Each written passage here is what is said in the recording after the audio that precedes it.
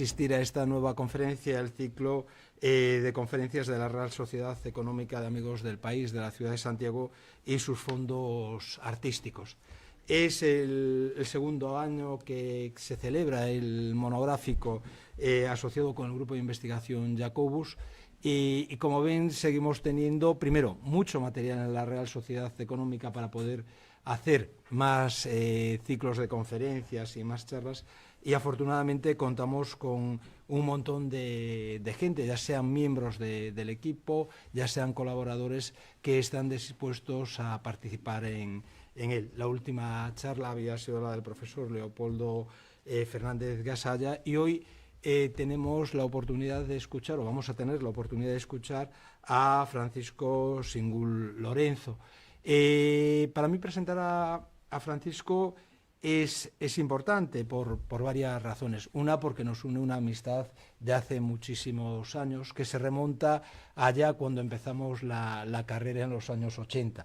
O sea que somos compañeros de promoción y además coincidimos en todos los cursos, pero especialmente en cuarto y quinto de Historia del Arte, en el aula 11 y en el aula 13 actualmente, que era el aula 6. No, y bueno, y yo tengo un gratísimo recuerdo, él seguramente a lo mejor no se acuerda porque organizaba mucho, que era el Paso de Ecuador que organizamos yendo a Italia.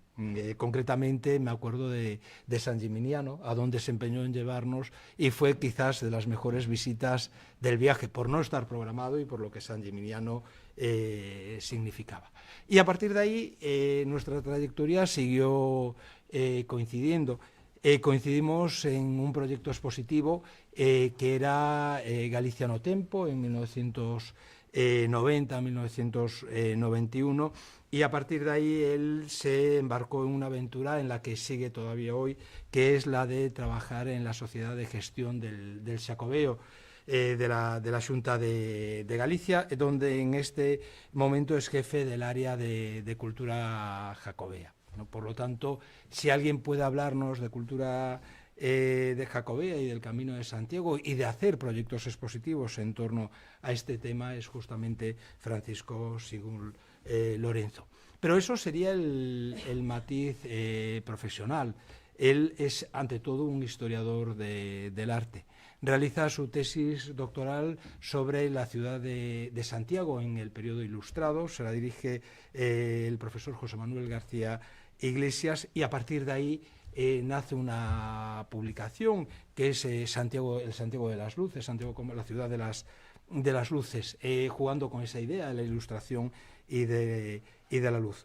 Tiene muchísimas publicaciones en catálogos de exposiciones, en proyectos, en libros y simplemente señalar además un matiz que él no pone nunca en su currículum y que yo creo que es sumamente importante. Al margen de dar muchas conferencias, de embarcarse en 1001 actividades, en ser miembro del Consejo de Expertos del Camino de Santiago en este momento, también cultiva la novela. Que yo recuerde tiene dos, seguramente a lo mejor ya estará preparando la tercera y voy a subrayar la primera, que lleva un título muy bonito, que es La luz dormida en el espejo, que es una aproximación a las Méninas y a la vida de Velázquez. Con lo cual es una persona polifacética, de un amplio conocimiento y que hoy nos va a hablar de la figura, va a volver a los orígenes un poco de su tesis doctoral de Francisco Sebastián Malvari Pinto, prelado compostelano ilustrado. Te dejo ya con la palabra. Muy bien, muchas gracias. Buenas tardes y muchas gracias a ustedes por estar aquí. Y gracias a mi amigo Juan Monterroso por esta exageradísima presentación que, bueno, se entiende desde el punto de vista de la amistad, claro, y de que hemos sido condiscípulos y seguimos siendo amigos, en fin. Yo vengo a hablarles hoy de una persona que yo creo que conocen, Fray Sebastián Malvar, un arzobispo compostelano de la Ilustración, un arzobispo compostelano de los finales del siglo XVIII. Este señor, cuyo retrato tenemos aquí, es un hombre de orígenes muy normales, orígenes humildes. Él nació en 1730 en los alrededores de Pontevedra, en San Miguel San Martín, perdón, San Martín de Salcedo, donde tenían pues una familia pues bastante extensa, con muchos hermanos y hermanas. Parece que destacó pues como estudiante, y bueno, pues se fue formando en ambientes eclesiásticos, concretamente franciscanos, en el convento de San Francisco de Pontevedra, en el convento de Ribadavia. Después pasó a Alba de Tormes, estuvo en Gijón, en Salamanca, en fin, tuvo una gran trayectoria formativa. De hecho, si se fijan, yo creo que es importante en este retrato, es un auténtico retrato oficial, pero yo quiero destacar, para empezar, el libro. El libro nos da ese carácter erudito, ese carácter de intelectual. Él, como digo, tomó los hábitos franciscanos ya con 17 años, en 1747, se forma en filosofía y en teología. Y en poco tiempo pues llega a ser profesor y ya a los 47 años es catedrático de teología de la Universidad de Salamanca. Es, por lo tanto, a los 47 años es un hombre que, digamos que solo ha visto letras, es un hombre que solo formado en la religión y en la cultura, en la filosofía y la teología.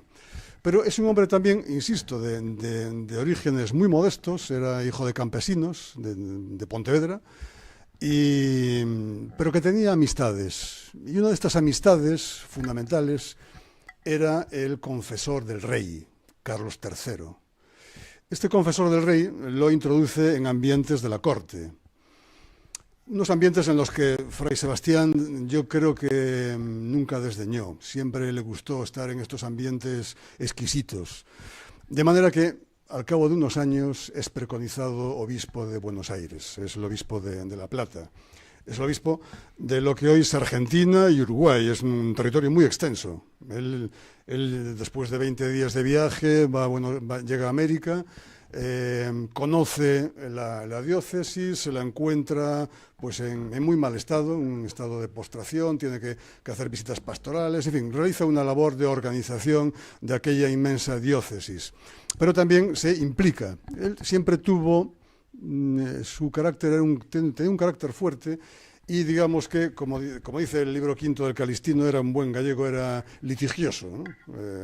Como lo caracteriza, digamos, a Amédée Picot, a los gallegos como litigiosos. Fray Sebastián era también un hombre que siempre se va a caracterizar pues, por tener ciertas disputas en aquellos ambientes en los que se mueve. Y en este caso era muy discreto, naturalmente en Madrid, en la corte madrileña, pero al llegar al Virreinato de La Plata tiene problemas con el virrey de La Plata, que era mexicano, era un criollo mexicano y, bueno, tenía distintas formas de parecer a él. Para él aquello estaba bien, para Fray Sebastián aquello estaba pues, por organizar realmente, estaba en un estado de postración tremendo, todas aquellas tierras, y el mexicano lo único que le interesaba era un poco explotar el territorio. No obstante, Fray Sebastián se destacó en defender los derechos de la corona y en defender, digamos, a España, en defender el virreinato de La Plata como parte del reino de los reinos de España. ¿Y por qué digo esto? Pues porque tuvo que ver de forma indirecta con la caída de la revuelta de Túpac Amaru. Esto fue algo importante, fue algo que llegó a Madrid, naturalmente, y al cabo de un tiempo Carlos III pues, lo nombra arzobispo de Santiago de Compostela.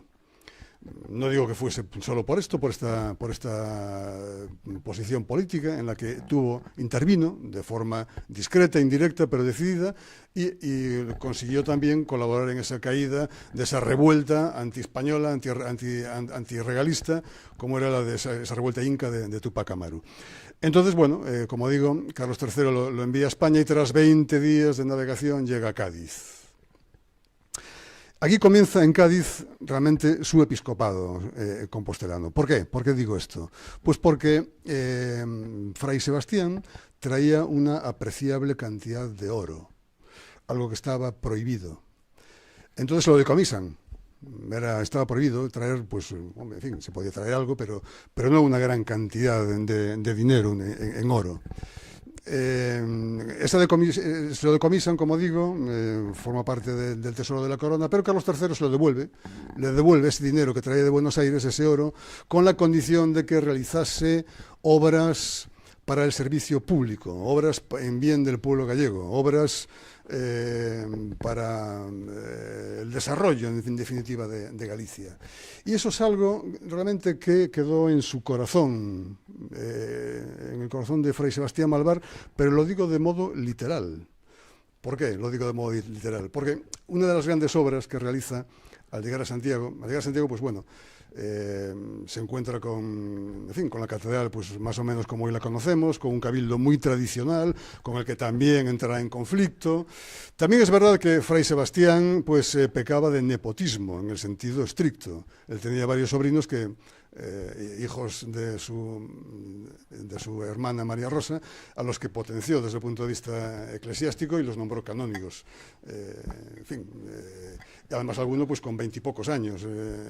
Algo chocaba con el cabildo pues al tener estos privilegios, estas atenciones con sus sobrinos.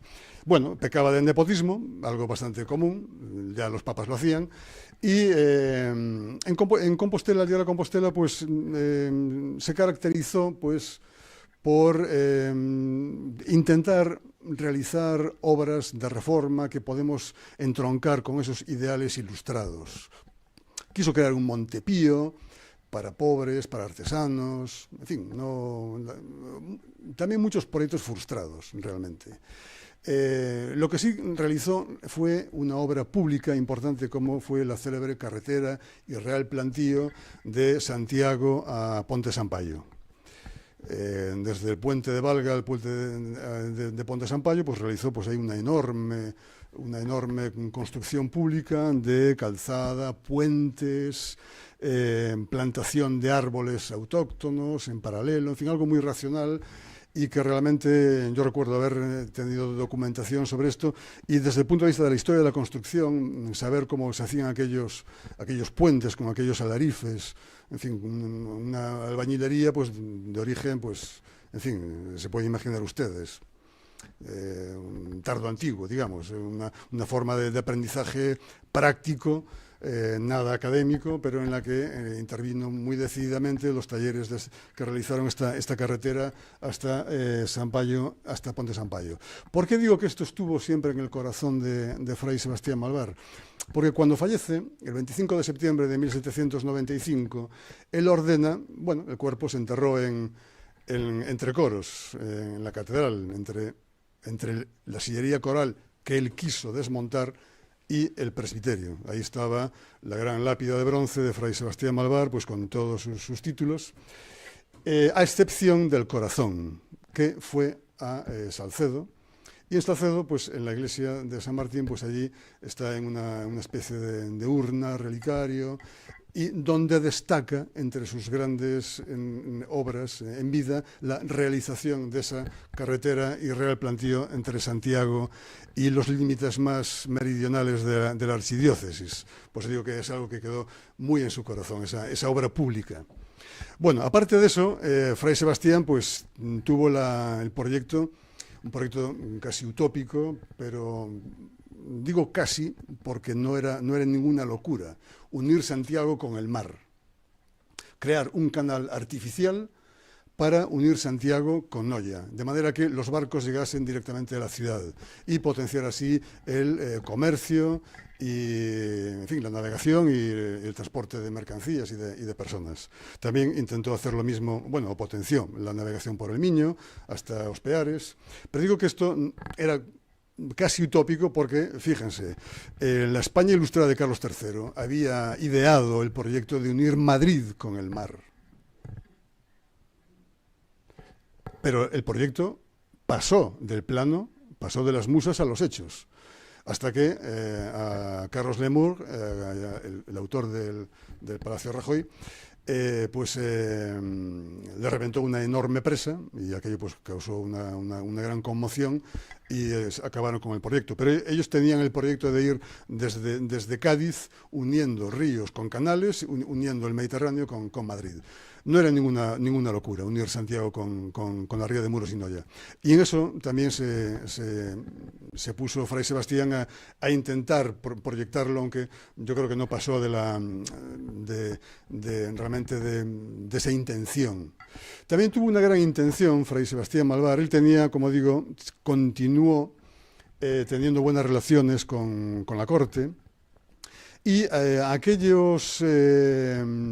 personas jóvenes que veía con aptitudes para estudiar, y algunos de ellos formados en la Económica, en la Escuela Patriótica de Dibujo de la Económica, pues los becó a Madrid a la Academia de Bellas Artes de San Fernando.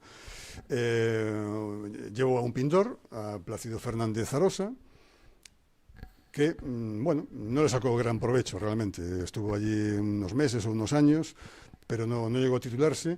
Él se hacía llamar titulado, se hacía llamar profesor de dibujo, en fin. Si conocen la iglesia de San Benito del Campo, pues allí ven quizás sus obras más famosas, en los frescos del ábside, y se darán cuenta que no deja de ser una pintura ecléctica, así barroquizante, de medio valor, diría yo. Insisto, Fernández Arosa pues fue a la academia, pero se trajo pues una cultura ecléctica realmente. Sin embargo, Melchor de Prado y Mariño, Melchor de Prado pues se formó como arquitecto académico. Melchor de Prado y Mariño es el autor de la iglesia de San Benito del Campo, y de otras realizaciones de carácter neoclásico, de carácter academicista, y una de estas realizaciones pues fue atender una idea del arzobispo, de Fray Sebastián.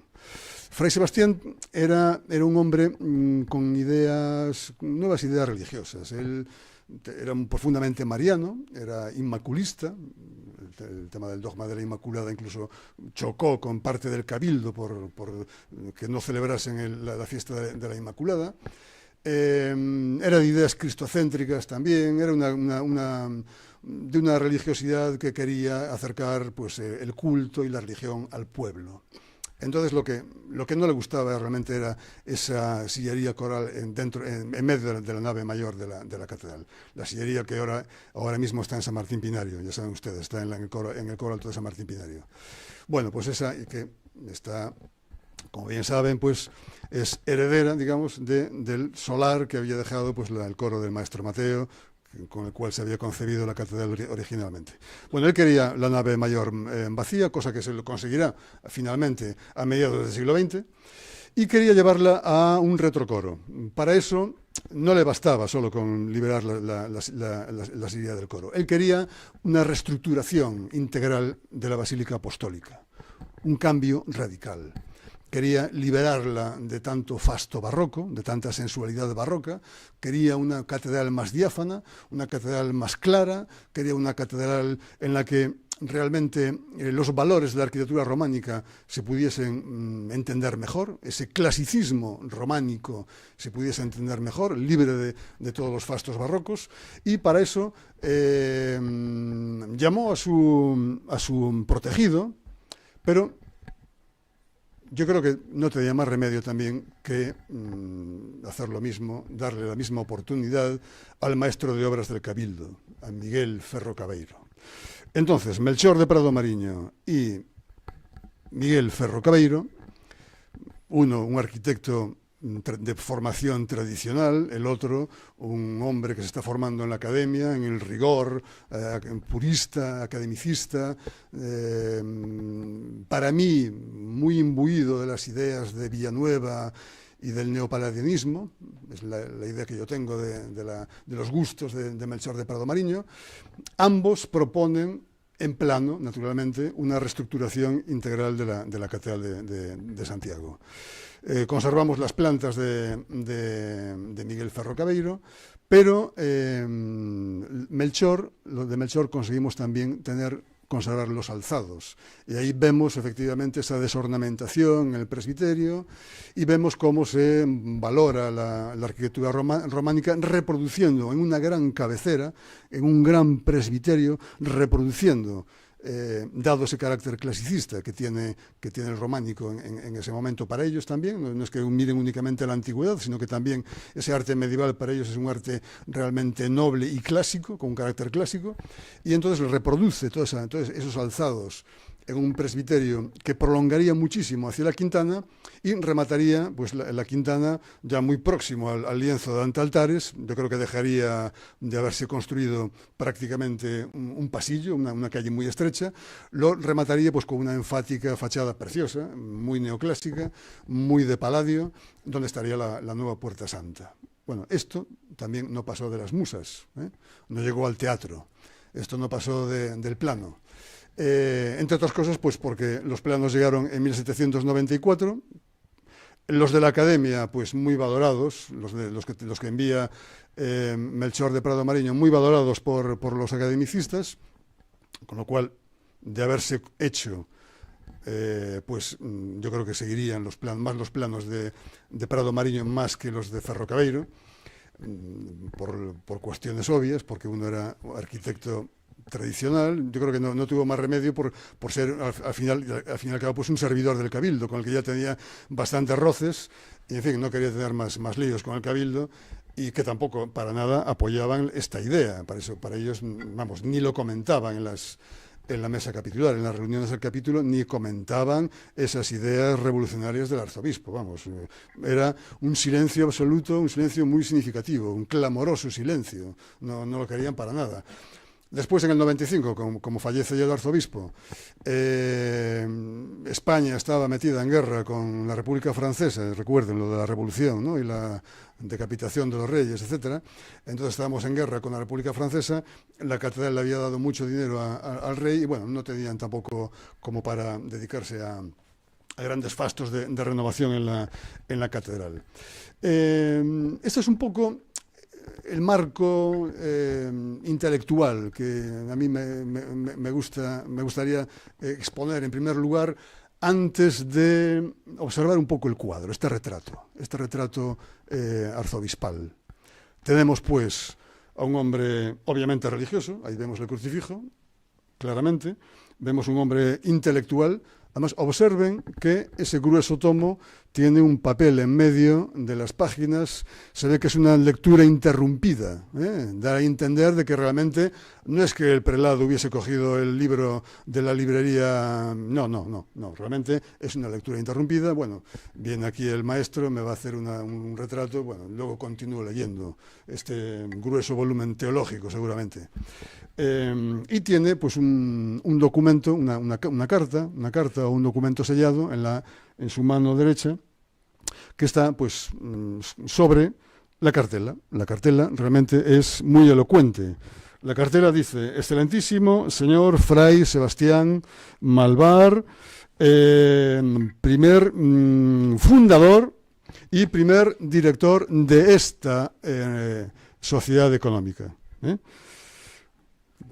Fundador y primer director de esta sociedad económica. Es realmente un cuadro enfático y que está señalando y anunciándose aquí.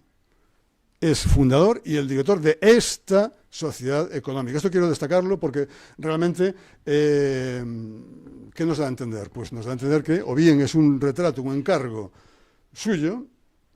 Él, he de decir que, aunque franciscano, en fin, yo creo que el Poverello algo le habrá dicho en el más allá. Le habrá dicho: hombre, Fray Sebastián, en fin, franciscano regular. Era realmente un hombre vanidoso, le gustaban las joyas. Esto que ven aquí, este pectoral, realmente refleja ese gusto. Le encargaba a Manuel José Boviller, uno de los grandes plateros de Santiago, pectorales de oro y brillantes. Así lo encontré en la documentación. Encargaba esculturas de Santiago Peregrino de oro macizo para regalar a la corte.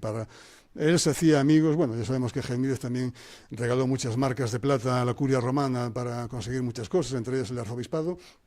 Y Fray Sebastián continuaba con esa tradición. Regalaba esculturas, lamentablemente desaparecidas, de Santiago Peregrino de oro. E incluso dejó al Cabildo un juego de café de oro, aparte de su biblioteca. O sea, era un hombre que se rodeaba de lujos. Franciscano, pero se rodeaba de lujos y, como digo, le gustaba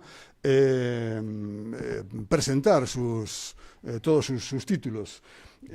Su principal título, obviamente, aparte de arzobispo, su dignidad, aquí lo refleja pues con el pectoral, su casamiento, sus esposorios con la Iglesia, lo simboliza con un precioso anillo de zafiro rodeado de brillantes, un zafiro engastado en oro que tiene en la mano derecha, si está simbolizando esa boda con la Iglesia. Y la cruz que tiene, la gran cruz de la orden de Carlos III, que se la da ya a su hijo Carlos IV, se la otorga a Carlos IV a la muerte de Carlos III, que como saben se falleció en el 88, y en el 89 le otorgan esta gran distinción, que es lo que lleva en el pecho bajo el pectoral episcopal. Vemos, por lo tanto, que se trata de un cuadro de aparato, es un cuadro oficial, es un cuadro hecho para esta sociedad económica.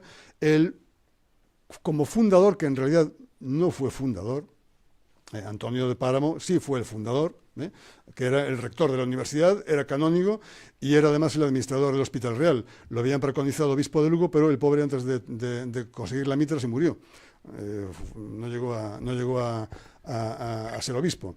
Y ese sí había sido el fundador, junto con otros distinguidos señores de la universidad y del Cabildo. Él había llegado y ya existía.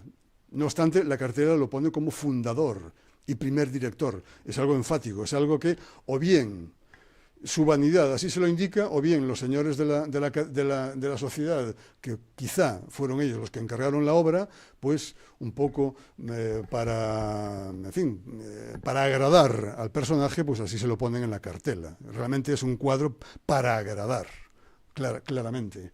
Pero es un cuadro, fíjense, es un cuadro que, como digo, cuadro de aparato, está de pie, está exquisitamente afeitado, muy armónico con la tonsura. El dibujo, el buen dibujo que tiene, pues nos muestra unos rasgos regulares, tanto en orejas, una nariz recta, marca el hoyuelo de la barbilla, muchos detalles, ¿no? Esas cejas muy bien dibujadas, que es el marco de una mirada serena, amigable, que mira al espectador, bueno, es una mirada. Es casi un poco idealizado, realmente está un poco idealizado, un poco a la manera de Renacimiento, ¿no? Vemos también esos cortinones en los que destacan las blancas vestimentas, que son los típicos cortinones que podrían estar en un Tiziano, en un Tintoretto, en Velázquez, en fin, grandes cuadros del Renacimiento, del Barroco, son los característicos fondos suntuosos, palaciegos, en los que los grandes personajes, la corona, el Papa, los nobles están representados con toda su dignidad. Es un cuadro de gran dignidad, por supuesto. Como digo, está de pie, está con una mano sosteniendo ese libro cuya lectura ha sido interrumpida, un libro que destaca su carácter intelectual y su carácter de antiguo catedrático de la Universidad de Salamanca. Obviamente, el crucifijo pues es algo que está muy en relación con los cuadros religiosos del Renacimiento y del Barroco, también en este momento. Realmente el pintor pues, se nos muestra no es que sea un enorme artista, pero se nos muestra con mediano talento, como digo, muy educho en el dibujo, yo lo veo muy hábil en el dibujo, buen conocedor, emula la gran pintura de aparato clásica, del clasicismo y del barroco. Tiene un intento bastante aceptable de perspectiva lineal, bastante aceptable, como si se fijan, la luz procede del ángulo superior izquierdo, y el escorzo, este pequeño escorzo con el que crea también volumen y perspectiva, pues hay una sombra en el hombro derecho del personaje, una sombra mucho más fuerte, que se acentúa bien dura, una sombra bien negra en el libro, ¿eh? El libro tiene una buena sombra de esa luz que incide desde el ángulo superior izquierdo, como digo, y una sutil línea, esto sí que es sutileza. La carta, ese papel, sí lanza una sutil línea negra, una sutil sombra, una diagonal sobre la cartela, que ahí vemos un detalle realmente fino, delicado, de autor, que está preocupado pues, por esa creación de esa perspectiva, ¿no? Y por supuesto los juegos de luces y sombras. Quizá no sea muy hábil en estos pliegues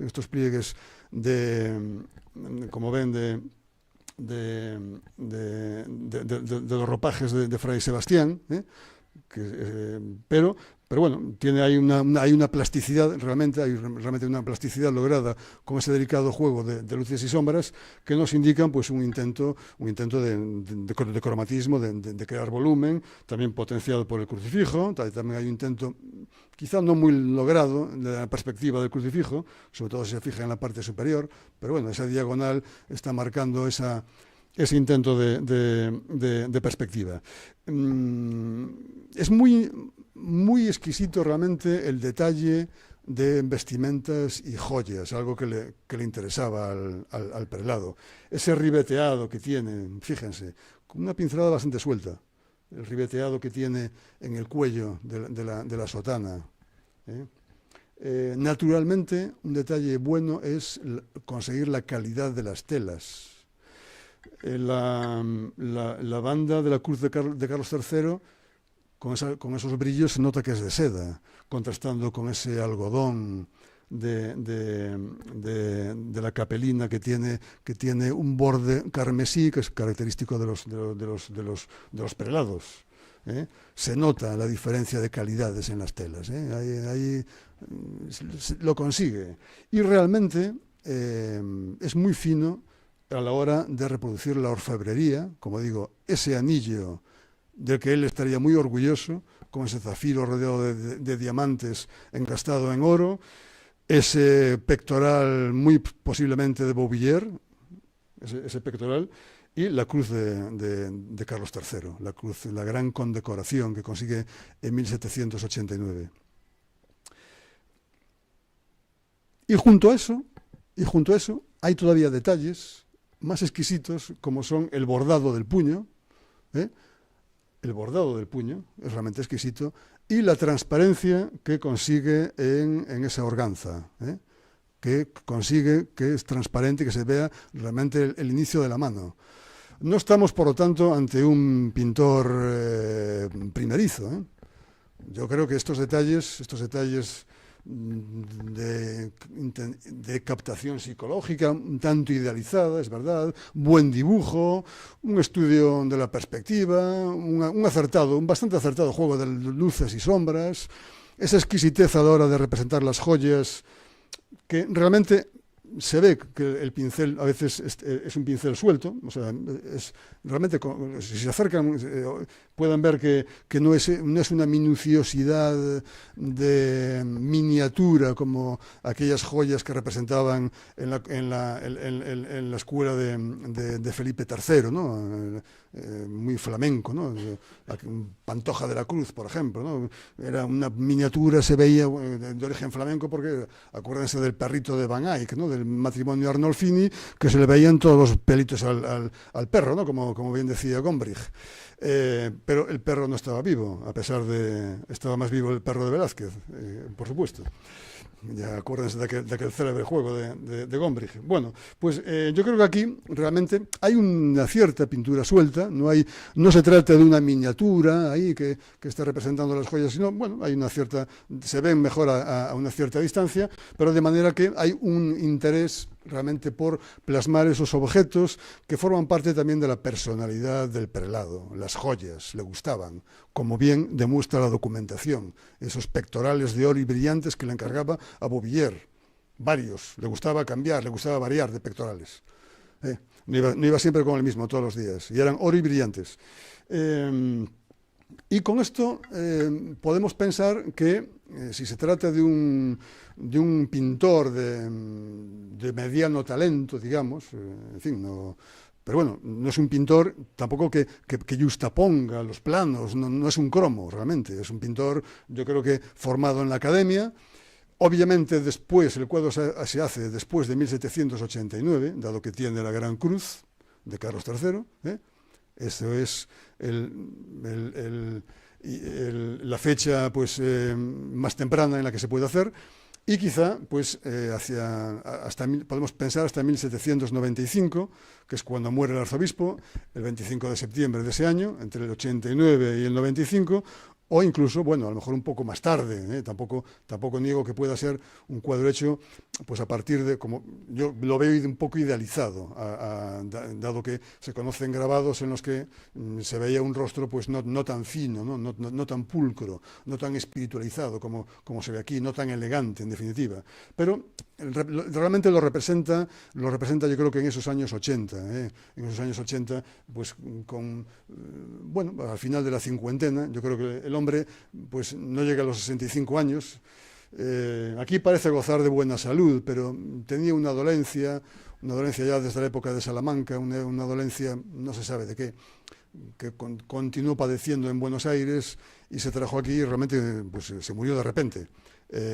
Aún no había cumplido los 65.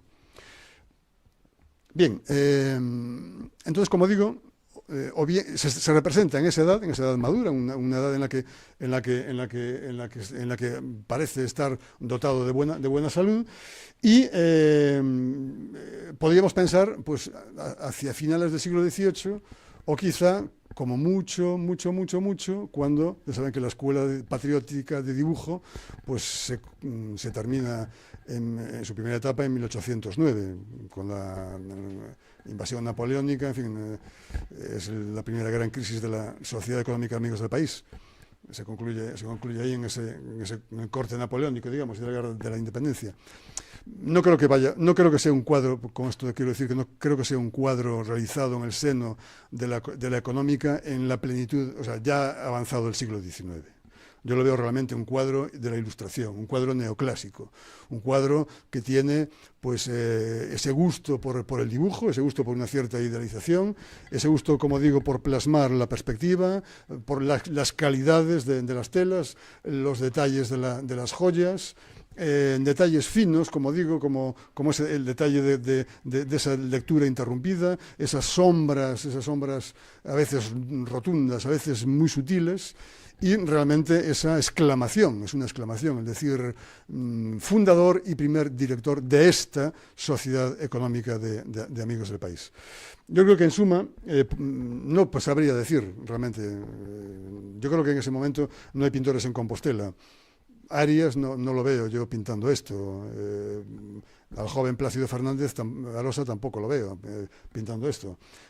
Yo más bien opto por un maestro académico que pudo haberlo hecho en Compostela o incluso en Madrid. Fue un encargo hecho por la económica, pues dado, como antes he destacado, esas claras influencias y relaciones del arzobispo en la corte. Estaba muy bien relacionado desde muchos años atrás y todavía en el momento presente. Estaba enviando, digamos, becados jóvenes compostelanos a la Academia de San Fernando. Por lo tanto, había una buena relación, una relación cercana entre incluso la económica de Santiago pues tenía relaciones con la económica de Madrid, por supuesto. Y la vasca, pero bueno, en este momento pues nos interesa destacar sus relaciones con la madrileña, tenían unas relaciones fluidas también, naturalmente. Entonces, yo creo más bien que habría que poner esta obra en esos finales del siglo XVIII, creada por un autor formado en la academia, un autor de mediano valor, no es un grandísimo artista, pero es un artista pues no desdeñable realmente, como digo, pues con esos valores que tiene de conocer la gran pintura, tiene sus fallos a veces de perspectiva o sus fallos de plegados que no funcionan muy bien, esos pliegues blandos del brazo derecho, pero que nos está demostrando pues una formación reglada pues de la época, una formación pues bastante aceptable y que, bueno, en fin, podría desarrollar en el futuro. No sabemos tampoco la edad que podría tener este pintor cuando pinta a Fray Sebastián. Bueno, lo cierto es que nos ha dejado este recuerdo suyo en la Económica. Nos ha dejado este recuerdo un arzobispo pues con muchos ideales, alguna realización que quedó realmente en su corazón, y hasta desde el punto de vista literal, diría yo, pero con unos ideales ilustrados, unos ideales de progreso de la sociedad, incluso de progreso de la espiritualidad de la época, basándose en esa reordenación o enmarcando esa nueva espiritualidad, en una reordenación que él pensó para la Catedral de Santiago y que nunca fue realizada, pero que nos está hablando pues de un personaje del alto clero, un personaje intelectual, un filósofo, teólogo, mariano, y que quería pues preparar la Basílica Apostólica para el futuro, para una espiritualidad más del futuro, una espiritualidad más cristocéntrica, más liberada de toda aquella sensualidad barroca, más liberada, pues posiblemente, más centrada, pues posiblemente en el culto a la Virgen y a Cristo, y alejada pues de toda superstición. Para eso quería pues unos espacios claros, diáfanos, clásicos. Eso es lo que él había ideado para su catedral, en una Compostela que soñaba pues también próspera, unida al océano, donde podría desarrollarse el comercio y el viaje de pasajeros y el transporte de mercancías. Vemos, por lo tanto, un gallego de orígenes humildes, que por su propia valía consigue llegar a ser catedrático de la Universidad de Salamanca, consigue también por sus relaciones llegar al episcopado y llegar después al arzobispado de Santiago, y que gustaba de rodearse de lujo. Él vivía entre Compostela, El Estrobe y el Pazo que se hizo hacer en Pontevedra, que ahora es la actual colonia biológica, es de la Diputación. Es un pazo donde vivía su madre y que él pasaba temporadas allí, en Salcedo. Por lo tanto, era un hombre que gustaba, como digo, de vivir en ambientes siempre de palacio en palacio, rodeado de joyas, bien servido, y que naturalmente para representarlo como fundador y primer director de esta Real Sociedad Económica de Amigos del País, habrían llamado pues a un pintor formado, un pintor pues de una valía mediana, pero yo creo que lo mejor que pudieron encontrar. Y nada más, muchas gracias.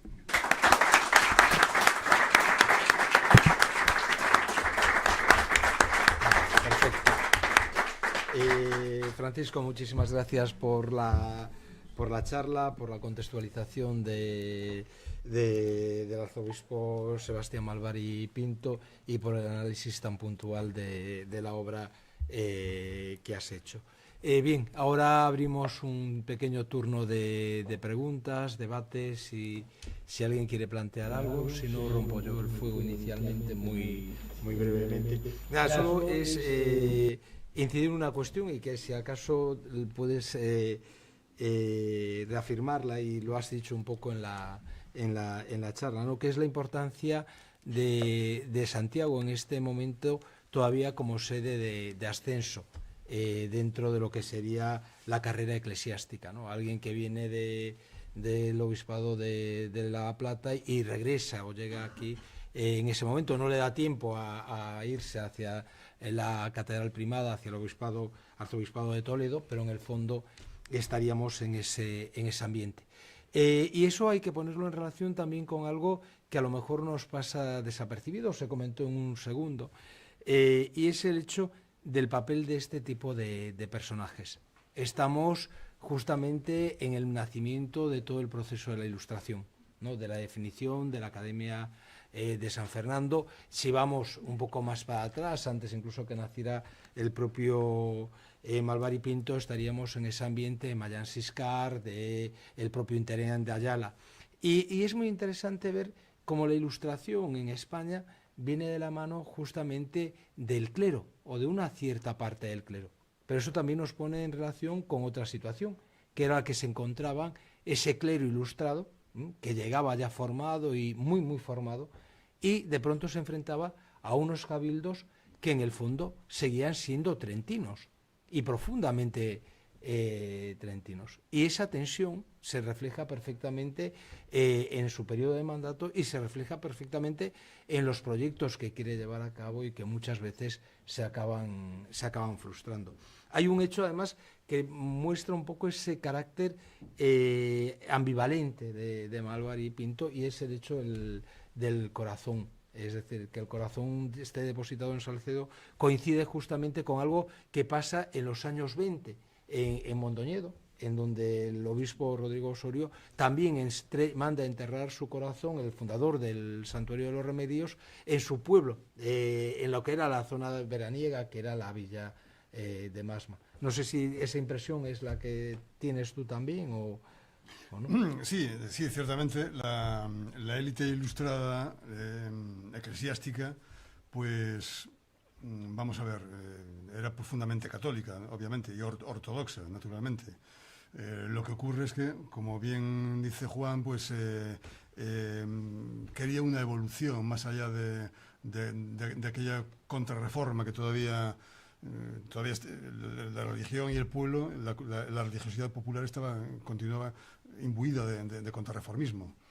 Entonces, claro, buscar una espiritualidad cristocéntrica, delicada, que nos llevase a los orígenes del cristianismo, en fin, era algo muy teórico, dado que el barroco y la contrarreforma es algo muy popular, es algo sensorial, es algo teatral, es una cultura de masas, como saben.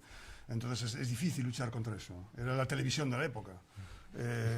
Entonces, claro, es algo muy de élite, es algo muy de un pensamiento de vanguardia, en fin, un pensamiento que a veces hasta podría parecer luterano. O sea, librémonos de los santos y centrémonos en Cristo y la Virgen y punto, y ya está. O sea, hasta suena a luteranismo, a anglicanismo. Por lo tanto, claro, eso chocaba en un cabildo anclado en el pasado y anclado en algo que funcionaba desde hacía siglos y precisamente habían luchado contra eso, habían luchado precisamente contra una religión que solo viese a Cristo y la Virgen.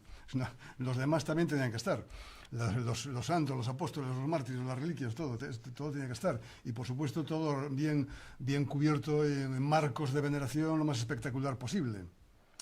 Entonces, claro, imposible esta renovación. Yo creo que lo que más se han acercado es ahora, hace pocos años, ahora mismo, con la desornamentación parcial de la catedral, con esa eliminación de las lámparas del presbiterio y la eliminación de los tornavoces, que no sé dónde estarán, pero formaba parte del ajuar litúrgico de la catedral. Yo creo que los actuales sí se han acercado un poquito a Malvar. Malvar sería más radical, pero estaría bastante contento Fray Sebastián con esta actual remodelación de la catedral. Y bueno, quería comentar una cosa curiosa que puede ser significativa. Cuando abren el cuerpo de Malvar, lo tienen varios días en el Palacio Episcopal, en Capilla Ardiente, antes del funeral en la catedral y enterrarlo ahí en Entrecoros. Cuando le abren y se llevan el corazón, pues le extraen también las vísceras, todas las vísceras. Y estas se enterraron en el cementerio de San Fructuoso, que como saben es el cementerio de los peregrinos. Es el cementerio de los peregrinos. Pues allí están también las vísceras las entrañas de Malvar. Quedó todo repartido, ¿no? Como ven. Muy bien. Y simplemente por ser un poco, pero ahora echándole un poquito de imaginación.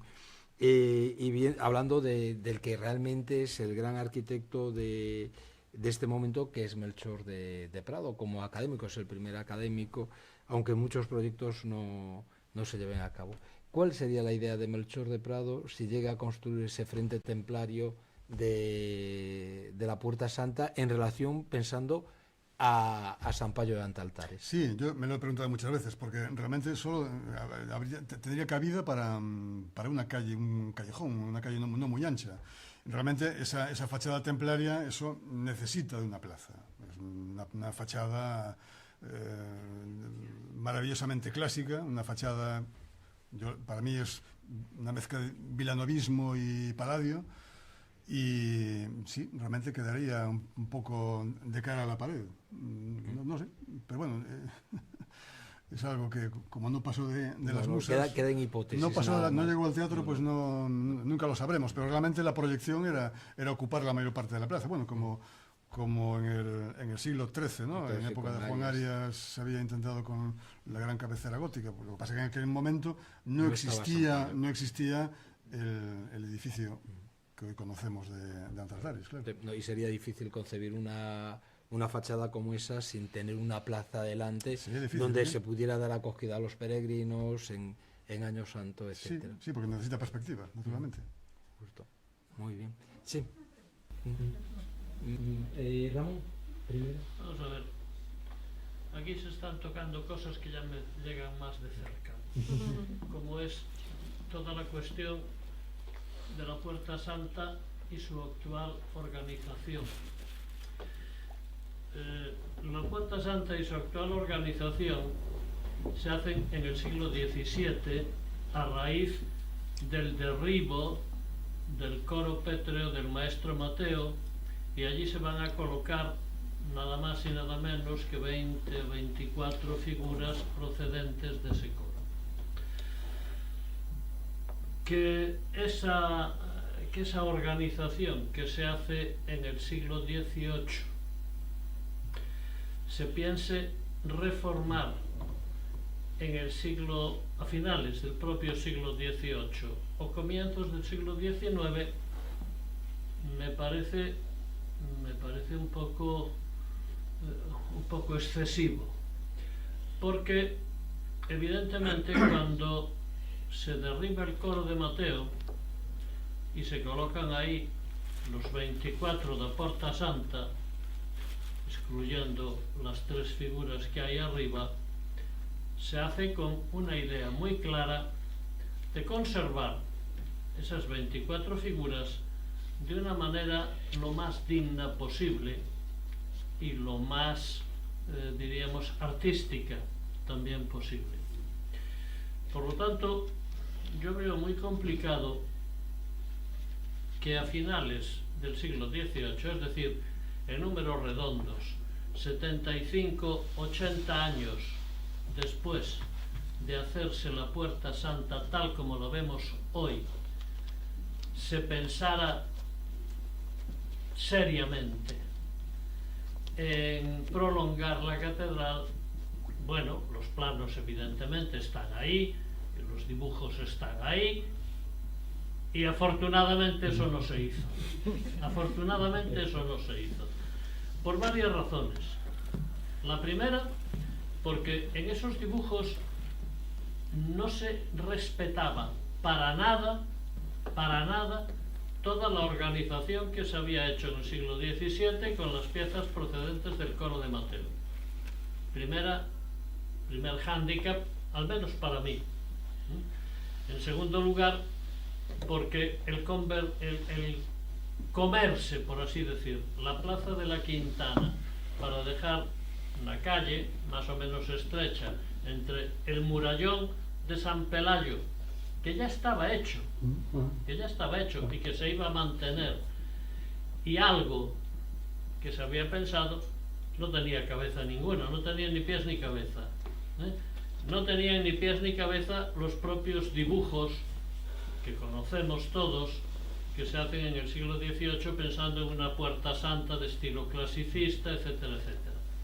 Por lo tanto, yo creo que aquí hay como dos cosas que son, a mi modo de ver, bastante distintas. Uno es el salvar lo que ya había de valioso en la catedral, como eran las piezas procedentes del coro de Mateo, las esculturas que siguen estando afortunadamente en la Puerta Santa, y dos, el convertir la Puerta Santa en una puerta neoclásica en números redondos. El propio Singul aludió a ese proyecto hace un rato, y convertir eso en un callejón casi sin salida, porque evidentemente el monasterio de San Payo no se iba a mover de sitio. Es decir, el pensar que ahí se iba a hacer como se hizo en el siglo XI-XII, primera mitad del XII, de moverlo más para atrás, era absolutamente impensable, máxime con el movimiento y con tal como estaba toda la cuestión del mundo en ese momento, del mundo artístico gallego en ese momento. Por lo tanto, yo creo que eso eran ganas de falar por non estar calados e de pensar un pouco en Babia, porque claro, pensar que la catedral, como cuando se hace todo el proyecto, que afortunadamente no se lleva a cabo, de derribar toda la fachada románica y convertir todo aquello en la Biblia en pasta, ahí están los planos que están en el archivo de la catedral y que son sobradamente conocidos, no tenía ni pies ni cabeza, porque si puedes hacer una puerta santa nueva, puedes hacer una puerta santa neoclásica, como estaba pensado,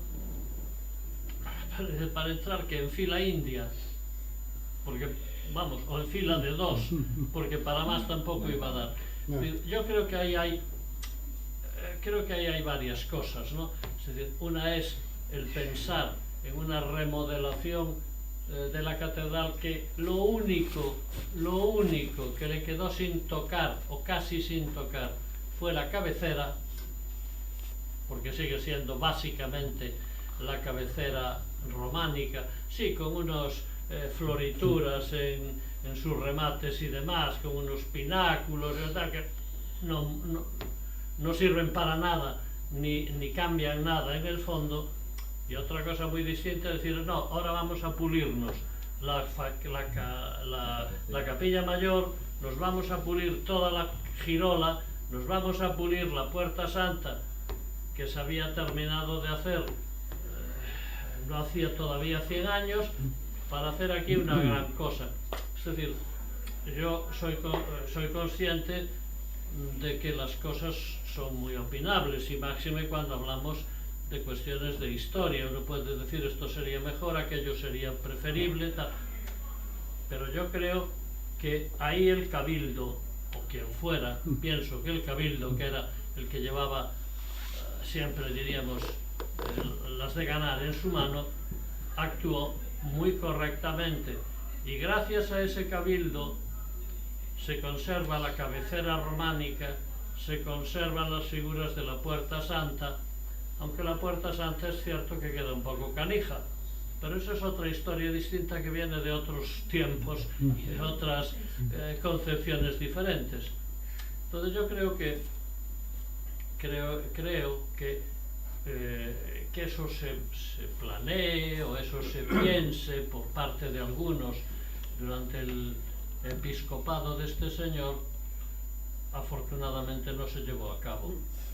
Entre otras cosas, si se hubiera llevado a cabo, hoy no tendríamos la Plaza de la Quintana, no tendríamos la Puerta Santa, ni tendríamos la cabecera románica de la catedral, que es mucho más grave. Es decir, yo creo que hay que ser muy cautos y que hay que darle un gran aplauso a este señor por haber dejado correr sin haberse pronunciado demasiado, ¿no? Es mi modo de ver. Tú puedes pensar, claro, este tío está defendiendo, pues sí, estoy defendiendo lo que hay de medieval ahí, pero... No, lo defendemos todos, Ramón. Estamos hablando de un pensamiento, por eso digo, un poco utópico. Un poco, más bien es un pensamiento no ilustrado. Un poco utópico. Él desconocía por completo las bondades del románico compostelano. El maestro Mateo, vamos, no había oído hablar de él en la vida, no se preocupaba de eso, realmente. Él viene, ten en cuenta que es un hombre que pasó casi toda su vida en Castilla y en América. Yo creo que ni Santiago lo conocería mal. Seguramente a lo mejor vendría de joven. Mira, te puntualizo un poquito más. ¿Me quieres decir, a partir de este señor, algún arzobispo compostelano hasta el día de hoy que haya pensado en conservar el conjunto tal? ¿Hay algún nombre? Quizá Quiroga, ¿no? Quiroga, quizá.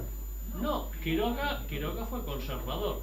Gracias a Quiroga se reconstruyó la catedral, se hicieron muchas obras, pero Quiroga, que yo sepa, jamás pensó en mover la puerta santa de su sitio ni en tocar la cabecera de la catedral. Es decir, el primero en ir a los grandes pontificales con todo lo que tenían en aquel momento era Quiroga.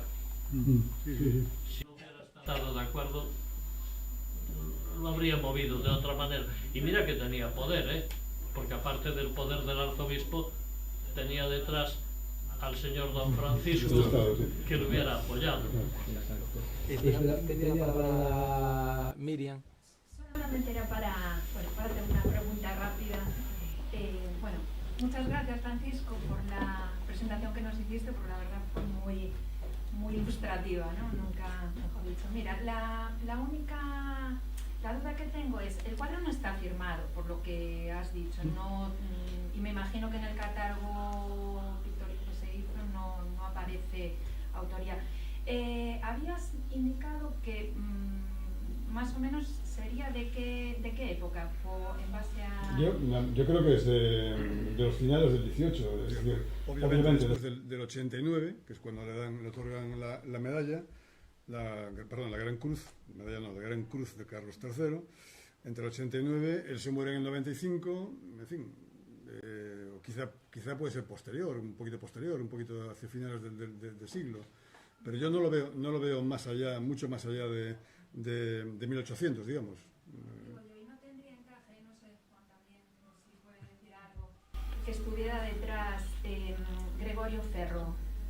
No. Yo, el estilo de Gregorio no. ¿Por estilo? No, el estilo de Gregorio no. Hombre, él está en Madrid, pero no... Gregorio es mucho mejor que y la obra de Gregorio sí está muy catalogada y no hay referencia a ningún tipo de retratos de esto. Leopoldo. Nada, yo quería primero felicitarte por la amenidad y la agilidad con que has presentado la obra y has puesto el trabajo en contexto, pero quería hacer solamente un apunte. Es verdad que el arzobispo Malvar no funda la Real Sociedad Económica Amigos del País oficialmente, pero yo creo que es el autor intelectual, porque después de todo los que la fundan son canónigos afines, que además proceden de la universidad. Yo creo que cuando él llega a Santiago es con quien se encuentra. De hecho, a uno de ellos lo hace bibliotecario, ¿no? Es el que lo saca realmente de juez, ¿no?, de la curia, y lo convierte en su bibliotecario. Por lo tanto, yo diría que es su jefe de actividades intelectuales, o como queramos llamarle, ¿no? Entonces, quizá lo que la Real Sociedad de Amigos del País, cuando decide que en la carta se ponga que es fundador, pues eso, no es el fundador legal, pero sí el autor intelectual de la institución. Yo diría que la concepción se inicia, la decisión se toma en el 83. Claro. En el 83, era un estado en Buenos Aires. Ya, pero En el 83. es verdad, ¿no? Pero y luego se materializa en el 84. Claro, pero luego cuando coge el impulso, Él llega aquí en el 83. Él llega en... Por ahí debe de ir, no sé, es una opinión. Él es nombrado en el 84 arzobispo, pero él llega, porque claro, pasa un tiempo en Madrid, llega a Santiago ya en el 85. Yo creo que esto que digo encaja perfectamente con todo lo que tú has explicado. Sí, claro, no cabe duda que es... No solo no disiento, sino... Es lógicamente, el arzobispo es el gran impulsor, pero bueno, yo creo que aquí la económica pues ya le dio el título de fundador, ya se olvidó ya de Antonio Páramo porque, en fin, ya había muerto. Y luego hay otra cosa que, ya para terminar, que siempre un arzobispo prestigia más un canónigo, por muy buen canónigo que sea. Hay un factor importante, seguramente sería... Un obispo tomar posesión, ¿no? Sí, no. Y hay un factor importante que es el hecho de que una Real Sociedad siempre va a recurrir, igual que todas las instituciones, a los fundadores de honor. Es decir, con lo cual no es un problema ya de la materialidad e incluso de la intelectualidad, sino que era el que en ese momento detentaba el poder arzobispal y por lo tanto se asocia inmediatamente con... Exactamente. Muy bien. Sí. Me gustaría hacer un comentario, aunque no tengo la época en que estoy hablando, que yo creo que a este señor tuvo que coincidir con el que oficialmente nombraba, no me acuerdo ahora, que era un pariente de la familia, que no me acuerdo ahora cómo se llamaba, vamos, pero que yo creo que tuvo que coincidir en parte con este señor también. Si eran contemporáneos, Sí. si eran contemporáneos, pues... Y Santiago tampoco era una ciudad tan grande para que no coincidiera. Ya. Pensemos eso, que es una ciudad además evidentemente levítica, eclesiástica, y por lo tanto es muy probable que todos los que detentaban un cierto papel convergieran en la Real Sociedad. Bueno, no sé si habría alguna otra cuestión. Si no, haríamos dos cosas. En primer lugar, darle las gracias a Francisco Singú Lorenzo por la charla, por haber participado, y este es un pequeño detalle de la Real Sociedad. Nada, ahí va. Vale. Y nada, muy brevemente, emplazarlos para la próxima charla, que será el 10 de abril, después de Semana Santa, inmediatamente después del lunes de Pascua. Bueno, una semana después del lunes de Pascua, y es la de Juan José Viñas, un santiagués ejemplar del siglo XIX, que le impartirá el profesor David Chao Castro. Muchísimas gracias, buenas noches.